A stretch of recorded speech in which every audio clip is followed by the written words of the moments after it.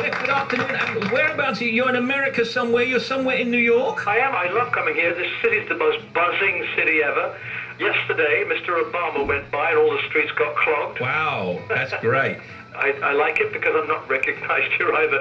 Americans don't know who I am, really. Good so point. I really enjoy the anonymity, and so I like coming here. Do you wish they knew who you were? Well, sometimes I do, but then again, when I think to myself, well, everywhere else in the world, I can't really walk around the way I do here. Yeah. So it's kind of nice to have a rather large playground. Yeah, absolutely.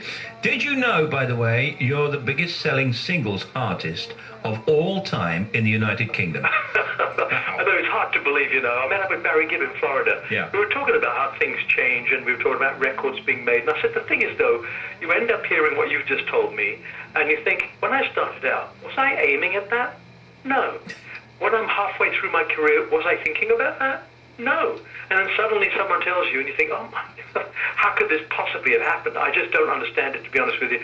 Because when you think of the people that I have competed with over the years, with the Beatles and Elvis and Frank Sinatra, and it just doesn't seem real. The only answer I can think is that I'm just still alive and still working. It is a fantastic achievement, though. And going back to what you just said, what were you aiming for when you started out? I'm not sure I had an aim, because when you think about it, rock and roll was in its infancy and everything came from the States.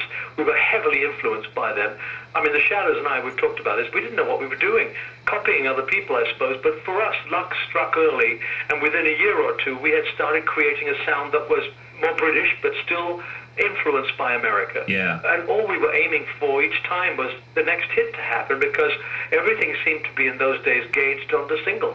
If your single was a big hit, your tour was going to be successful. Yeah, it does seem to me that in the first half of your career, you kind of not drifted along, you had a good time, and then you kind of became more goal-oriented. I mean, every time I see you before Christmas, for example, you know what I'm going to say. You always say, well, I wouldn't mind the Christmas #1. I wouldn't mind having the 63rd or whatever it happens to be hit.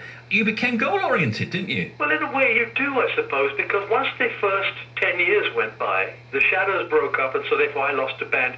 So then I had my first goal was, how the heck am I going to do this without the Shadows? Yeah. But I made that first record, which was written for me by Hank the day I met Marie, and it was a big hit.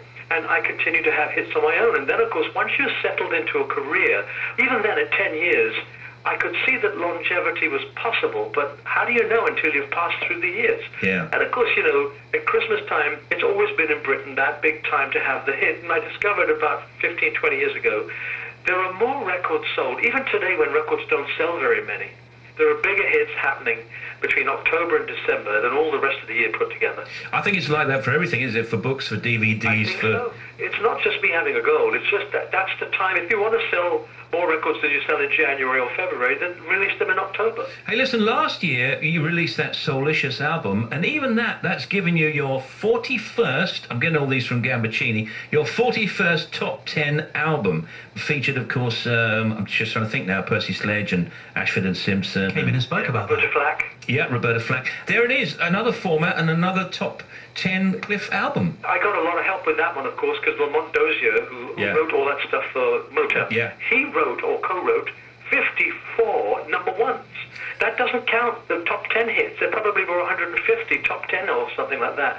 It was unbelievable working with people like that. So I felt very privileged. And the fans, when I got note of what was being commented on the internet, they seemed to like that tour a lot. They seem to really be... They're my best critics, really. They don't mind telling you when they don't like something. Yeah. They weren't so crazy about me at the Albert Hall doing my Boulder's Brass Jazz album. But they loved the Soulicious tour.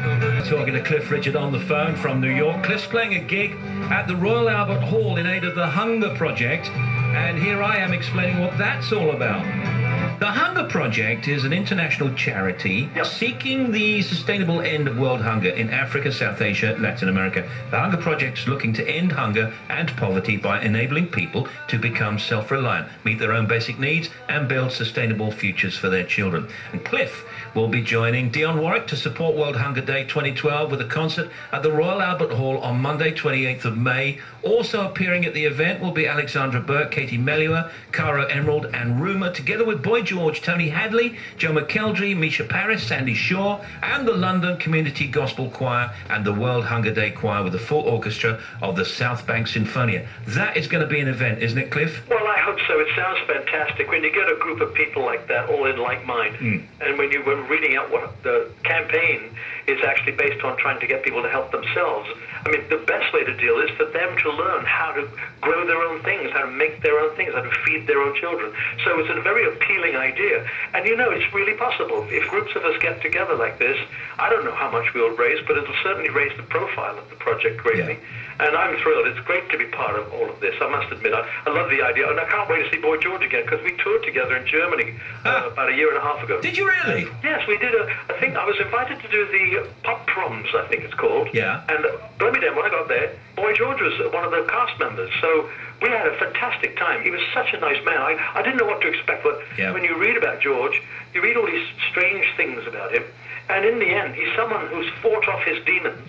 And it's just I just enjoyed him so much. So I can't wait to catch up with him. We've also got details, of course, and I mean, you should be involved in this. You're playing alongside Shirley Bassey, Dame Shirley, Sir Elton, Sir Paul McCartney, Ed Sheeran, many more. Of course, at the Queen's Diamond Jubilee concert, that's the 4th of June. If you weren't there, it wouldn't be right, would it, really?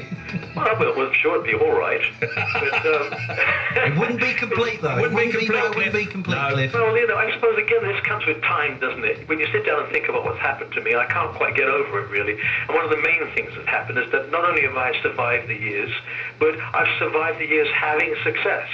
I've already decided to do a medley of songs that we're only allowed about 6 minutes. They'll probably give me 15 seconds over that, but we're aiming at 6 minutes. And I'm probably the only one who can actually sing hits from the 50s, 60s, 70s, 80s, and 90s stroke 2000. The whole 60 years of the Queen's reign, you could probably sing. All the decades of her reign. Yeah. So that's what I'm going to do. And they actually requested that I don't do Living Doll. Okay, start with Move It. No, they said don't do Move It and don't do Living Doll because I did them 10 years ago. Oh, start. Well, we're going to start with them. I'm going to do Dynamite to start with. Okay. Then raising the tempo a little bit of the young ones. Good. Then I'm going to do Devil Woman. Yeah. We Don't Talk Anymore. Wide for Sound. And a segment that's very gospel-y in the middle of Millennium Prayer. And then at the end of it, I'm hoping they're going to let me just do 2 choruses of congratulations to the Queen. Of course. Of course. That's perfect. That's so perfect, isn't it, really? It's nice though to do that. I was so thrilled to get asked. Every year I wake up thinking, oh, what's happening this New Year? Is it all going to be ending for me and everything? But it never seems to end. No, and when the Queen actually requested my presence there, I'm sure all of us feel the same. It's a great honour. And you can be part of something that will be totally memorable. Sir Cliff will appear at the World Hunger Day 2012 concert at the Royal Albert Hall on Monday 28th of May, and as we mentioned, the Queen's Diamond Jubilee concert on the 4th of June. And enjoy your time in New York, and we'll see you when you get back. And thank you very much for being on, Cliff. Really appreciate it, as ever. Oh, Steve, Tim, thank you so much. It's always nice to talk with you. Our pleasure. Cliff Richard. Bye. Bye-bye. See you, Cliff.